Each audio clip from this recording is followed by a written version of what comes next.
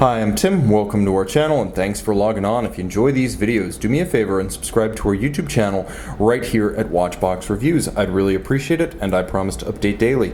If you love this watch, you can see it and you can purchase it on our website, thewatchbox.com.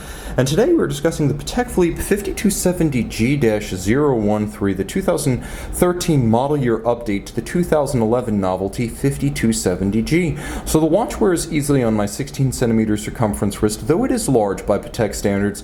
41mm makes for a large Patek Philippe dress watch, and it has a wingspan to it, 49.6mm lug-to-lug across the wrist, though you can see the lugs are curved downward. So I can recommend this watch for a wrist as small as 14.5cm circumference. The timepiece is slender, 12.7mm thick with a sloped case flank, so you can see this one will allow a dress cuff or a tight sleeve to ride up and over its side. The spacing between the lugs is a modern 21mm, so it has a nice planted proportional stance on the wrist. All of white gold, you can feel the heft of this one and the substance, though potentially you can experience even more, as I'm happy to say Patek Philippe, not shorting you the precious metal, gives you a solid white gold case back if you prefer to have a slimmer case and the full heft and feel of a full gold case rather than the display case back. So Patek gives you the option, and that's doing things the right way. Now, speaking of the accessories, the strap itself is a handsome piece. As you can see, large rectangular scale alligator leather. It is a semi-gloss finish, monotone stitch, folded edge, and then on the underside you can see a more natural calfskin tone. You have pull-tab spring bars on both sides, so you can quickly remove the strap for cleaning between the lugs or to simply swap the strap out for a different look. There is a matching white gold Deployant clasp. You can see the Calatrava Cross on the top. Patek, since about 2006, has used what's known as gray gold, or solid homogeneous white gold, not a rhodium-plated white gold, so you're getting the good stuff right here. An 18-karat alloy that never shows a different color if scratched.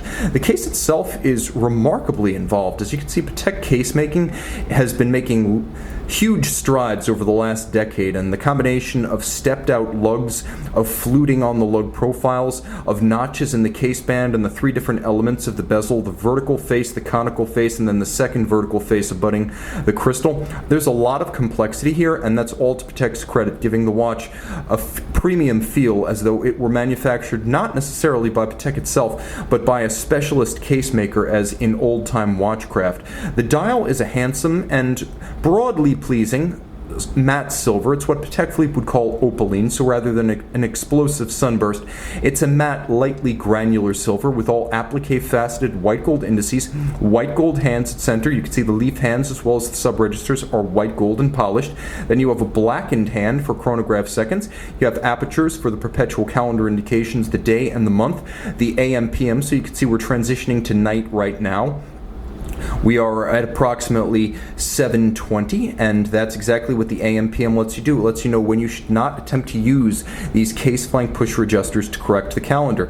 You'll also note that there is a coaxial display of the crescent style moon phase, which is accurate to 122 years between adjustments, and then there is a pointer style date surrounding that. You'll also note, if you get real close, that one of the graphical tricks Patek Philippe pulls with this model is shrinking some of the numerals to fit all of the registers together on the same dial. Appreciate the attention to detail as Patek facets and steps the apertures so that there's not a sheer breakdown from the dial plane to the discs of the calendar. A perpetual calendar, if continuously wound, the watch need not be corrected until the year 2100. And you'll also note this was the debut of the chin, or the mutual interference of the pointer date, the tachymeter scale for gauging the speed of objects over a fixed kilometer or fixed mile, and then of course the minutes and seconds track of the chronograph. It's controversial, some love it, some leave it, but it is a strong styling statement that's distinctive of this generation of the 5270. Turn it all over and you see a far less controversial vista. This is the part that everyone loves, the CH29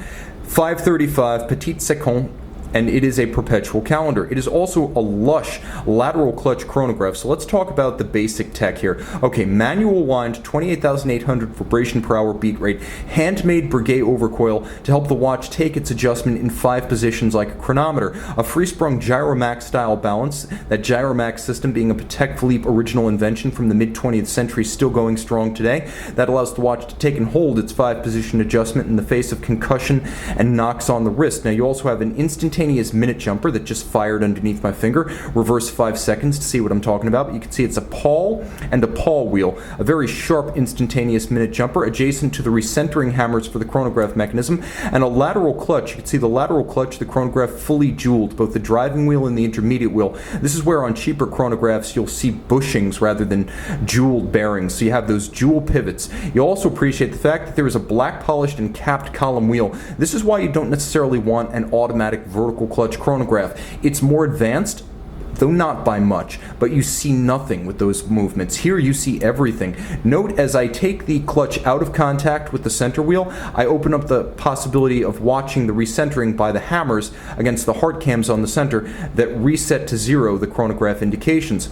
Now the watch, because it is a modern Patek Philippe in-house caliber, does feature stop seconds, so worry not, this watch is flush with all modern technologies. The movement, which is a just blow your socks off 33 jewel hand finished manual. Let's get as close as we can and let me show you why it blows your socks off. Everything is hand finished. You can see there's engine turning on the base plate, perfectly aligned abrasive wheel laid Côte de Genève across the minimalist bridges. You can see that every bridge, every screw countersink, every jewel sink, and the levers of the chronograph mechanism all lighting up as I move it through the light. That is a mirrored hand chamfer or anglage, the likes of which you cannot achieve with a milling tool or a machine. You'll also appreciate that the levers and the recentering hammers of the chronograph, as well as the yoke itself, are all satin finished across their top, and every single screw head is black polished with its circumference as well as its slot chamfered. This is fine finish at the highest level. These are the screws that cost 50, 70, even 100 Swiss francs, and it's the reason this timepiece is considered to be an application piece within the Patek Philippe catalog.